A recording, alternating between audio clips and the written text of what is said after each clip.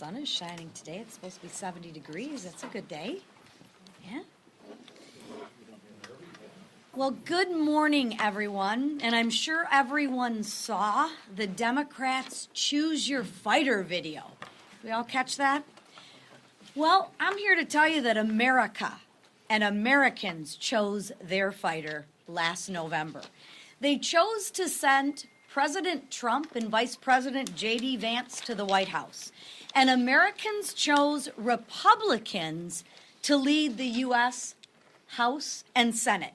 The American people chose us to fight for lower taxes, energy dominance, and a secure border. Americans also chose us to fight for common sense, not for hatred and lies like the Democrats are spreading.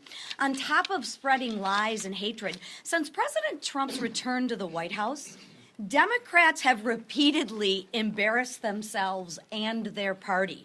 Look no further than last week's joint address. Their derangement was on full display for all Americans to see. I mean, Rep. Al Green was removed from the chamber for his outlandish behavior. Multiple Democrats walked out. Now, the ones that stayed, they held up cute little signs, though. And the minority leader, he couldn't find one thing that he could support. Seriously? He couldn't find one thing that he could support? A speech that honored America and its people? Sadly, they refused to stand for a child battling cancer, a future cadet's appointment, returning the hostages home. I mean, those are horrible things to stand for, right? I would never applaud those. Democrats don't. We're talking about patriotism. We're talking about pride in our country. They can't stand for that. They're the party of hate. And they hate little kids. They hate America. Maybe Democrats should just join us in building a more prosperous nation. And then on Thursday, nearly 200 Democrats endorsed Rep. Al Green's behavior and his disruption. Then they disrupted proceedings by singing songs on the House floor. Let's be honest, things just aren't going real well for the Democrats right now. And what do they stand or fight for? No one really knows. And don't take my word for it. One progressive Democrat said, and I quote, "There was definitely frustration about the lack of guidance or plan." Another one said, and I quote, "People are super pissed that we didn't get more direction from leadership." Well, be careful what you wish for. According to reports, Democratic leadership held a closed-door meeting to berate them for their behavior. We'll see if berating the members is a useful strategy. Because deranged Democrats, they have no vision, they have no plan, and they still have no leader. They need something. And since their leadership has given them no guidance, as a member of House Republican leadership, I encourage Democrats to stay the course. Keep hating. Keep doing what you're doing. Democrats hate so much of what President Trump stands for and what the American people stand for that they are willing to shut our government down. They want service members and Border Patrol agents to work without pay. Small businesses not to be able to obtain SBA loans. The Democrats want relief projects to be delayed, national parks to be closed. They want WIC to run out of funding. This is what the Democrats want. What Democrats actually want is nothing more than disruption. Democrats have become chaos agents. Democrats are deranged. Their disarray is on display for all of the American people to witness, and Americans will witness them attempt to shut the government down. And if a shutdown happens, the Democrats will own it. Just listen to what some of their members have said. One said, and I quote, "I'm not voting for a CR of any length."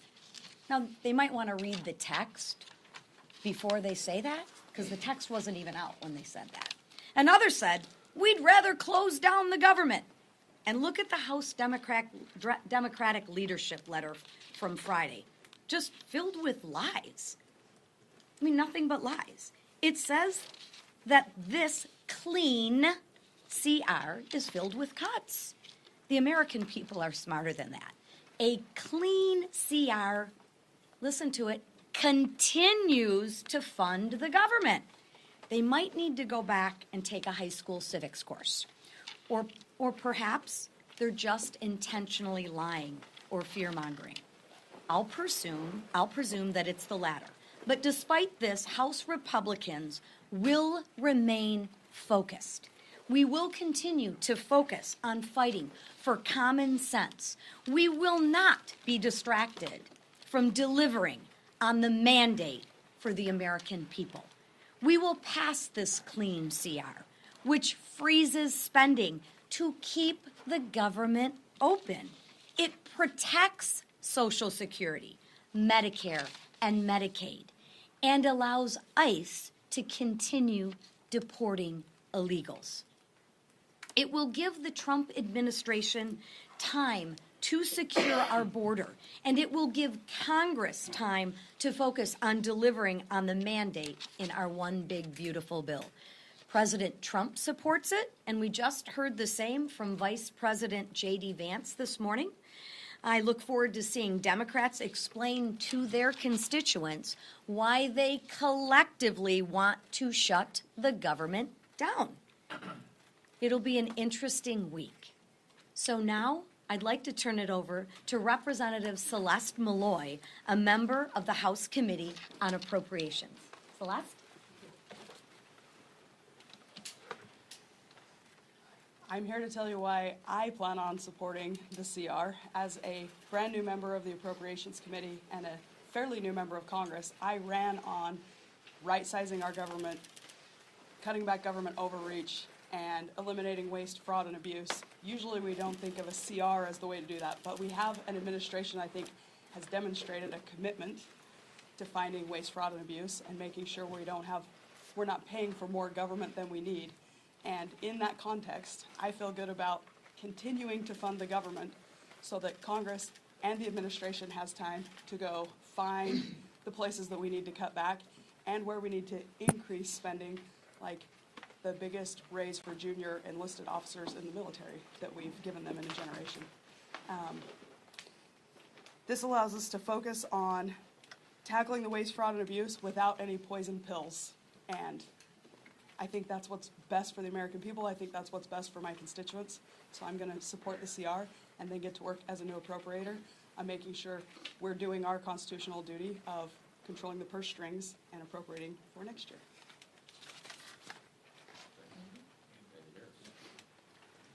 Thank you very much, everybody, for being here. Look, the first question I always get asked is, first of all, what's the chairman of the House Freedom Caucus doing at a press conference about continuing resolutions? Well, I'll tell you, the bottom line is that a continuing resolution is usually the first step to an omnibus bill. That's why traditionally the House Freedom Caucus has opposed continuing resolutions. This clearly is not. This is a continuing resolution that goes to the end of the fiscal year and therefore negates the need for any consideration of any omnibus bill. Second of all, this is the first continuing resolution in my 14 years here that actually reduces the amount of spending from the previous year, while funding the military, funding veterans, funding the women, infants, and children programs we heard, and importantly, funding the deportation of criminal illegal aliens that are threatening our communities.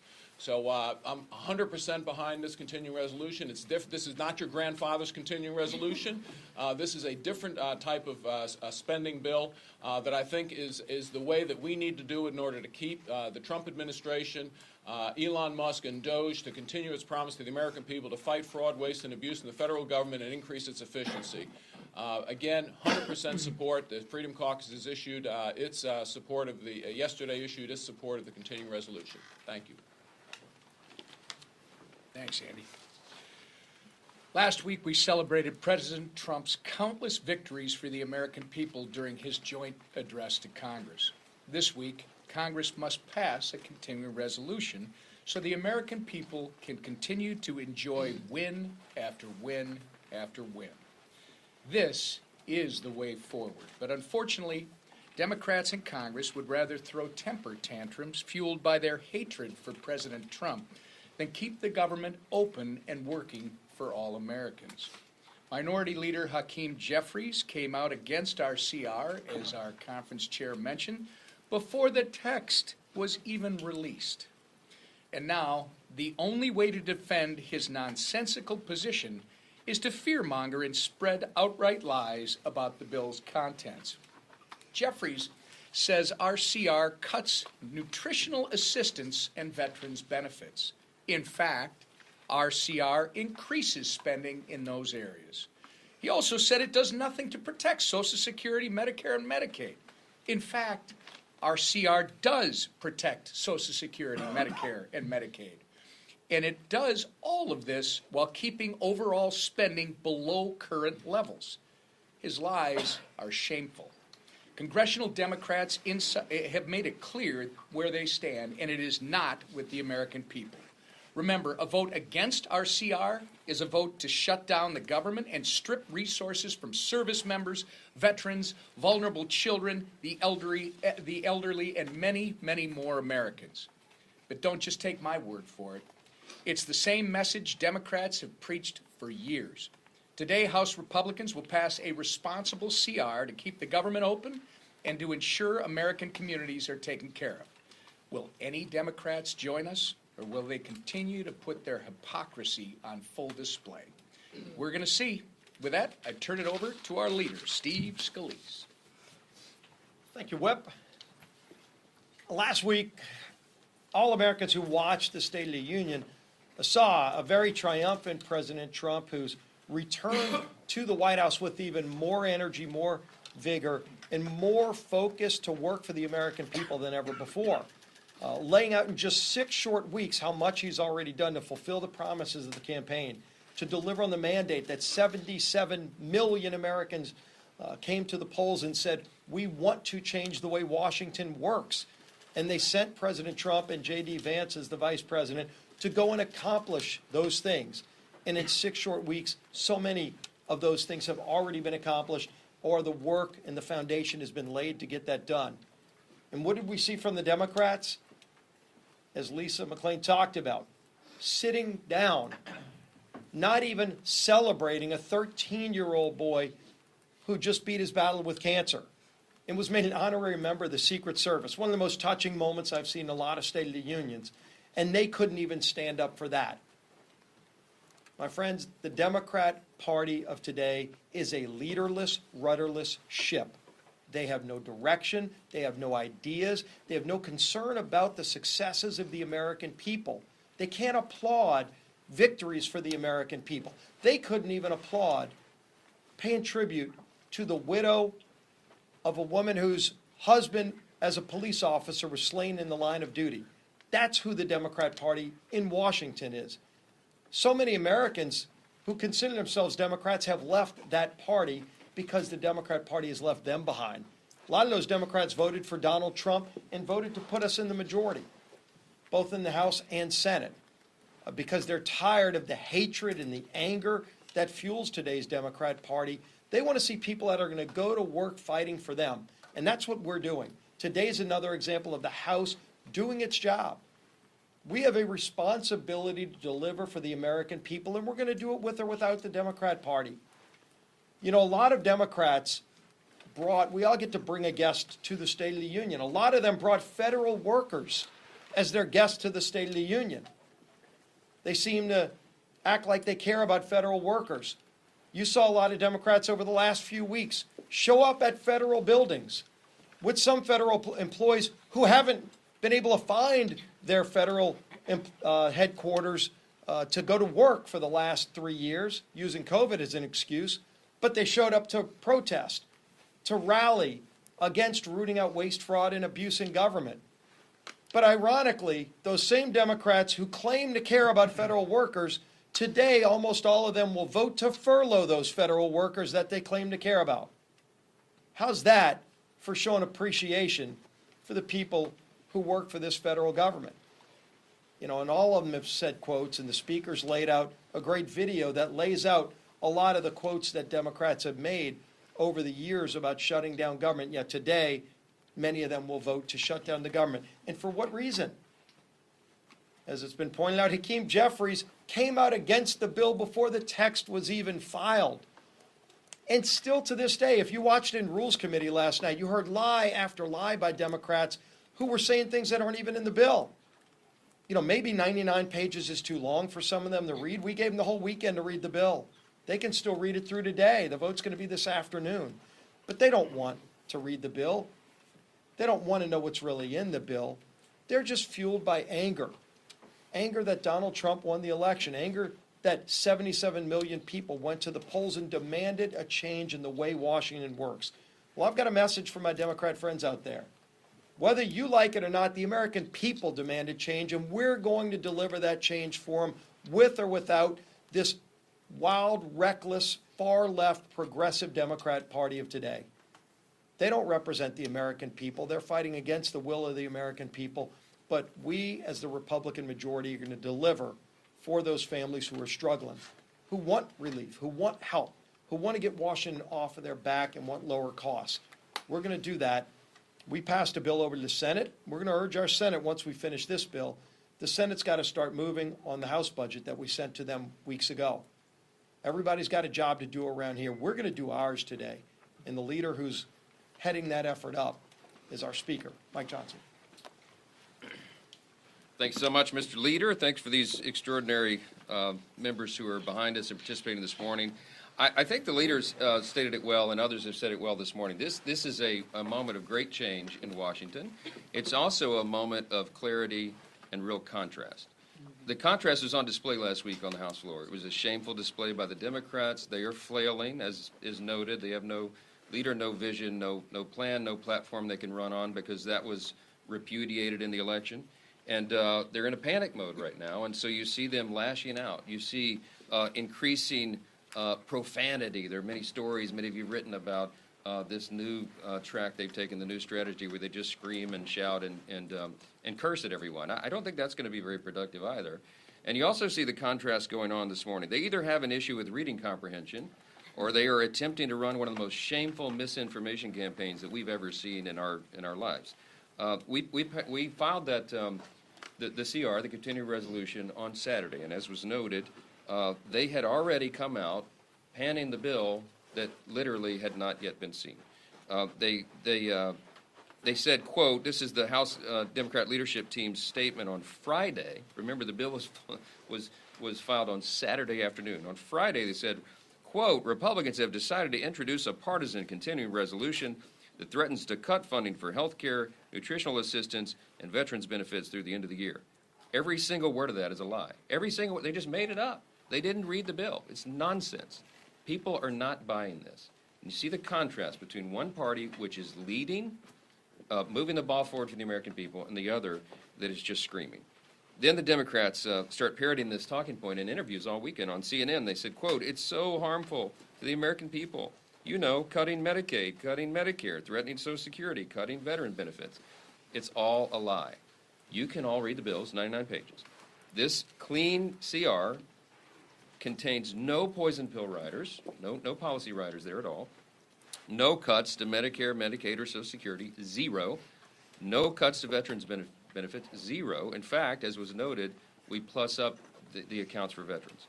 And respectfully, I'm just going to say this to every reporter in the room, that if you're allowing Democrats to make these intentionally false, scurrilous claims without pushback, then you're aiding and abetting the spreading this misinformation. I would just ask you to call them on it. The American people deserve that. They deserve that clarity from our press corps. Make them point it out to you. They can't, of course. And now, after weeks of trotting federal workers up to Capitol Hill and onto cable news shows to protest President Trump's efforts to make the government more efficient, now they're planning to vote down this simple bill. They are going to try to shut the government down. Every House Democrat will participate in this, it looks like. That would be a shame if it's true. I hope some of them will have a moment of clarity themselves and do the right thing, but it looks like they're going to try to shut down the government. It's a striking new posture for Democrats who have always said they've just been apoplectic about the prospect of government shutdowns.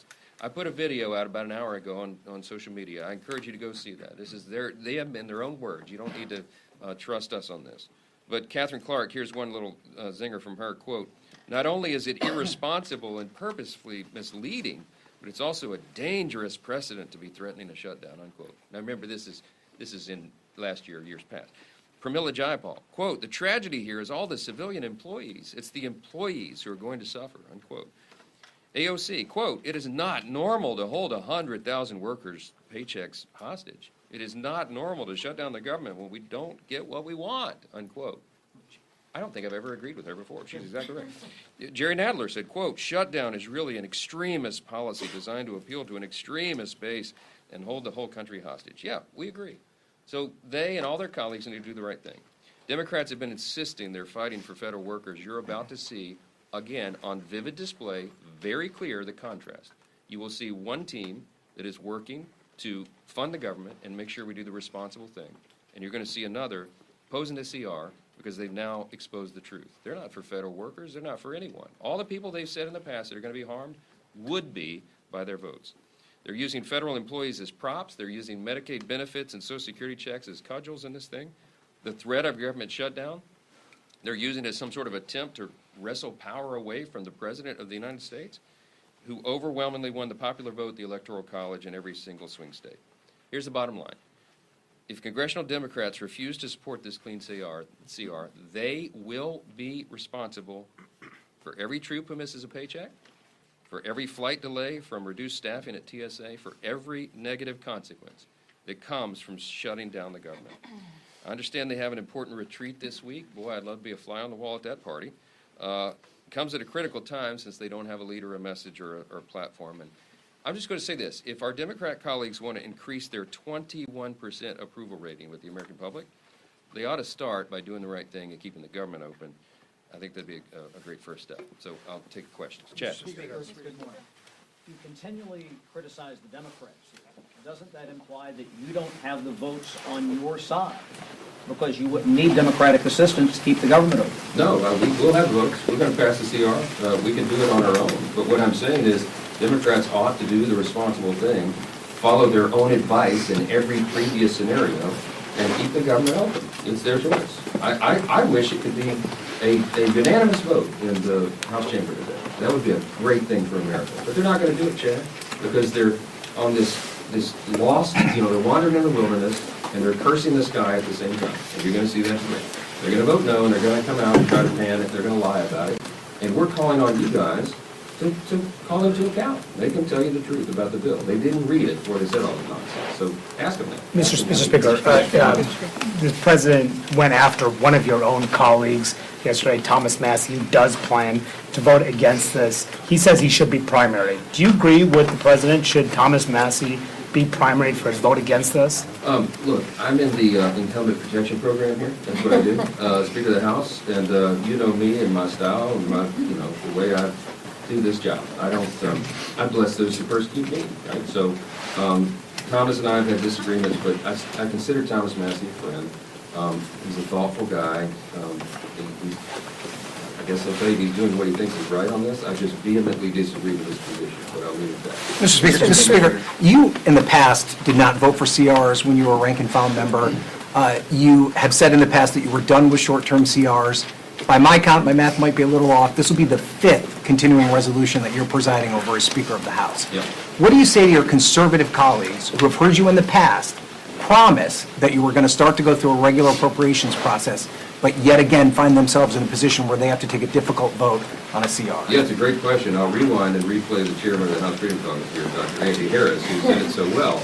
This is a different CR than anything we've seen in our careers in Congress. I've been here 8 years. He's been here a bit longer.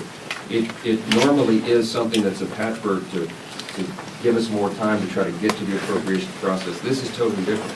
A year-long CR, which is the first that I think we've had, I don't know that there is a precedent for an actual year-long CR.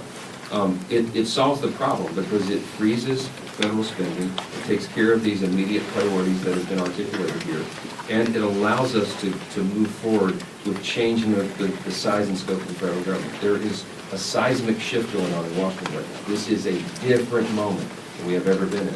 The DOGE work is finding the massive amounts of fraud, waste, and abuse. We have a White House that is actually dedicated to getting us back onto a fiscally responsible track.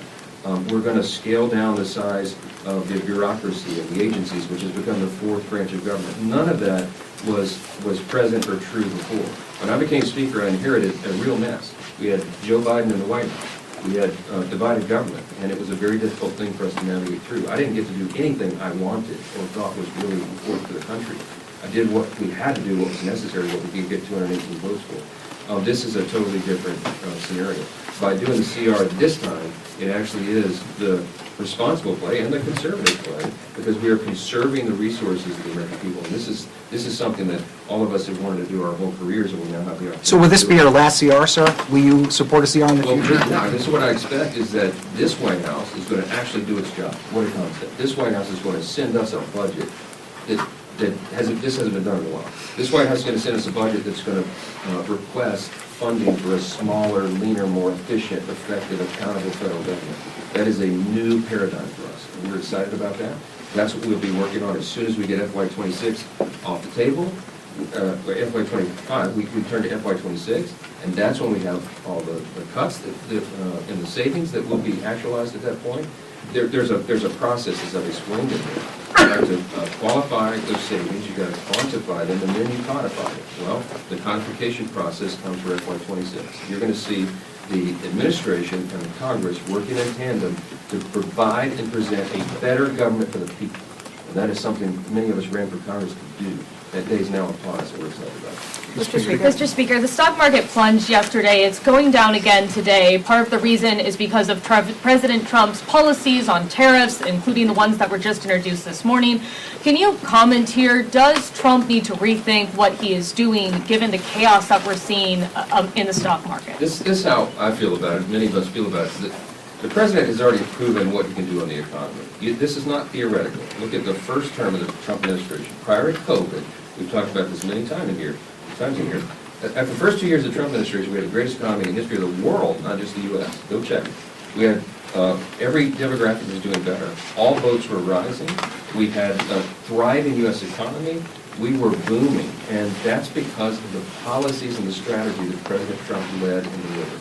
We cut taxes, we cut regulations, we let people keep more money in their pocket, and we made America the first priority. That is what he's doing again. Now he's got to reshape and shape things because it's in a real mess. The last 4 years was a disaster in economic policy and every other measurement of public policy. So what President Trump is doing, I think of it sort of like when you're playing billiards, you're playing pool, right? You go on the table and the balls are racked, right? And you hit it as hard as you can. This is many people's strategy in the game. You hit it as hard as you can to break up the balls on the table and send them spread. Then you play the strategy of sinking them in the holes, right? That's what we're doing right now. It is a shakeup. And he said there's going to be a shakeup right now, but this is what's required, in my mind, to start the process of repairing and restoring the American economy. I believe that the strategy is going to work. I believe that sometimes when you shake up, that it's a violent thing on the table, right, in the game metaphor.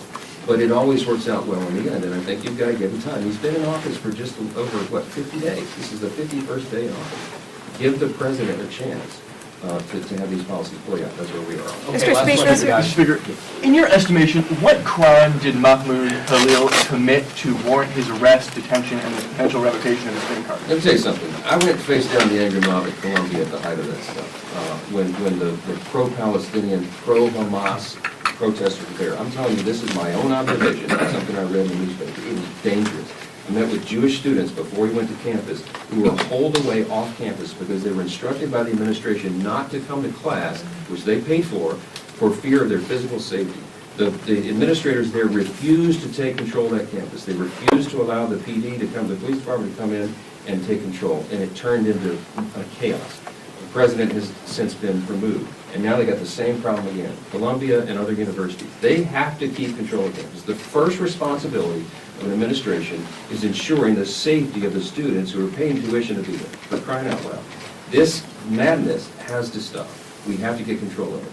This guy apparently was a mastermind of those very things, when the gnashing of teeth and the ripping of clothes and the people screaming at me, wanting to rip me limb from limb because I was there talking about moral clarity and how there's a right and a wrong. They were doing that. They disrupted the campus. They were threatening physical violence to the fellow students. If you're on a student visa, I'm going to say this clearly. If you were on a student visa and you're in America and you're an aspiring young terrorist who wants to prey upon your Jewish classmates, you're going home. We're going to arrest your tail, and we're going to send you home where you belong. And this is just getting started. So, look, I appreciate free speech. I used to defend it in court, but this is far beyond the pale of that. When you are threatening your classmates and spewing anti-Semitism and all this hatred, it's enough. And I think the American people understand that. They're supporting it. And I'm glad we have a president who's strong enough to lay down the law. Thanks a lot. Thank you, Commissioner.